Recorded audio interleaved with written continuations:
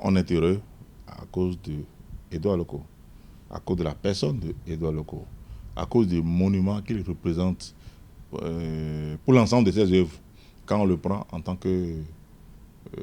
qu'acteur des médias, dans l'histoire et le processus de la construction de la presse écrite au Bénin, surtout la presse écrite privée des années 90, qui a commencé par voir le jour. C'est l'un des meilleurs de la génération. C'est le couronnement d'une histoire successive que vous connaissez, vous, jeune génération. Il a été votre professeur en classe. Et il est toujours professeur ici, à Esaü. C'est l'histoire d'un homme humble. Il est d'une telle abnégation qu'il est difficile de le qualifier comme initié ou de le voir dans sa magnitude président de la haute autorité de l'audiovisuel et de la communication.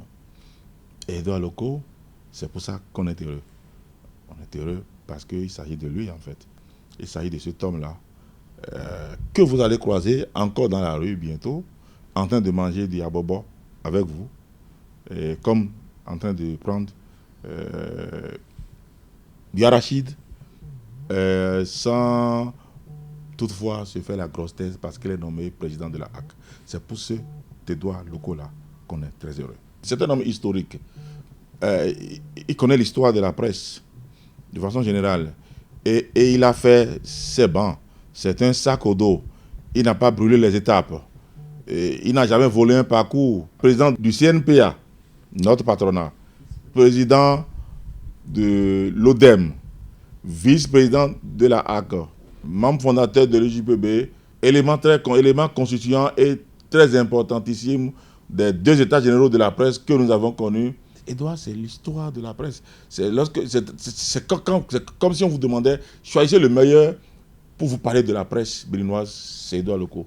En plus, depuis 8 ans déjà, il est au palais, aux côtés du chef de l'État, pour vivre et narrer au quotidien la presse béninoise dans son vécu avec le chef de l'État. Il n'y a pas meilleur qu'on puisse envoyer à ce poste-là. Et ce qui encore rend plus enthousiaste, c'est qu'il s'agit de la haute autorité de l'audiovisuel et de la communication qui, depuis 6 mandatures, peine à trouver le bon président, en fait. Des politiciens qui ignorent tout de la presse, qui viennent apprendre sur l'État, ils viennent découvrir les réalités de la presse quand ils sont nommés président de la HAC. Ils viennent découvrir que c'est une institution d'abord de régulation des médias. Mais ils pensent qu'ils sont nommés président de la Cour constitutionnelle ou président du Conseil économique et social. C'est sur le tas, sur le terrain qu'ils découvrent qu'ils sont nommés au-dessus d'une institution qui s'occupe des médias essentiellement. Ce qui n'est pas le cas de M. Édouard Loko. Il ne viendra pas faire ses classes. Il ne viendra pas faire ses bancs. Au contraire, c'est lui le patron du masterclass qui aura lieu à la HAC désormais. Et c'est ça qui nous rend fiers en fait. Pour nous, journalistes, pour nous de la corporation, au-delà du Vatican, c'est une fierté. Alors, ne nous leurrons pas. Il n'est pas président de la HAC pour distribuer des bonbons aux journalistes, pour donner des plaquettes de chocolat ou des tablettes de chocolat, comme vous aimez le dire, les chocolats. Non, non, il ne viendra pas vous donner des chocolats, rassurez-vous. Il a d'abord une mission qui dit régulation, signifie savoir démêler les chevaux. On a besoin de ça, démêler les chevaux, savoir soustraire les bons grains de l'ivraie. Il y a trop de clochards qui polluent notre presse, qui empêchent la presse béninoise d'avoir une identité réelle. Alors moi, je compte sur Édouard Loko, qui connaît ce métier-là, de ne pas venir nous caresser dans le sens du poil, mais plutôt d'aider la presse à retrouver son identité, à nous retrouver en ces années-là où on parlait du numéro 1 du classement des Reporters sans frontières. Mais pour y arriver, ce n'est pas parce que les journalistes ne seront pas condamnés ou les journalistes n'iraient pas devant le juge au tribunal. Mais c'est parce que la qualité dans nos productions journalistiques et audiovisuelles vont retrouver droit de cité. l'enfourmillement, l'envahissement, l'encrassement dans lesquels on se retrouve avec les médias sociaux, avec n'importe quel kidam aujourd'hui qui est capable de prendre son téléphone et de s'improviser activiste, journaliste ou journaliste activiste et pour écrire n'importe quoi, qui déteint malheureusement sur l'image de la presse.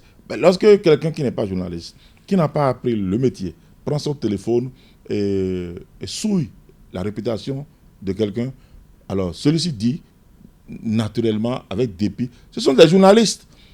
Vous savez, les journalistes, un journaliste a écrit contre moi n'importe quoi qui n'est pas vérifié. Mais il n'a pas la patience de savoir que celui qui a écrit n'est pas journaliste. Dieu merci, il y a un code du numérique qui fait le distinguo entre le journaliste et le non-journaliste. Et qui permet à celui qui est journaliste de présenter sa carte de presse et de se faire diriger vers le code de l'information pour se faire juger par nos tribunaux. Et les autres vont se faire sévir par le code du numérique. Alors, le travail de M. Edouard Loko sera essentiellement de redonner ces lettres de noblesse à une profession qui en a perdu. En mettant l'accent sur la formation. Il fut un temps, la HAC formait beaucoup. On a eu beaucoup de formations in situ qui ont disparu. Or, ça aidait beaucoup les radios communautaires, les radios commerciales, la presse écrite. Ces formations ont disparu, malheureusement. Je crois que la HAC va retrouver sa mission de formateur. Il faut former pour réguler et il faut réguler pour sanctionner. Sans formation, on ne peut pas juger de la qualité de l'information que quelqu'un publie. Nos journalistes ne sont plus formés. C'est vrai, ils sont devenus trop nombreux. Tout le monde est devenu journaliste. Tous les journalistes sont devenus n'importe quelle personne. Et n'importe quelle personne se prévaut de ce titre-là, de ce métier-là. Alors, il faut qu'un travail soit fait. C'est vrai, la HAC ne sera pas seule. Le CNPA va aider la HAC. L'UPMB va aider la HAC. L'ODEM va travailler avec la HAC. Tous les acteurs concernés, nous, patrons de presse également, avec nos médias également, on doit conscientiser nos collaborateurs de sorte que nous puissions aider Edouard Loko à réussir sa mission pour faire notre fierté à nous.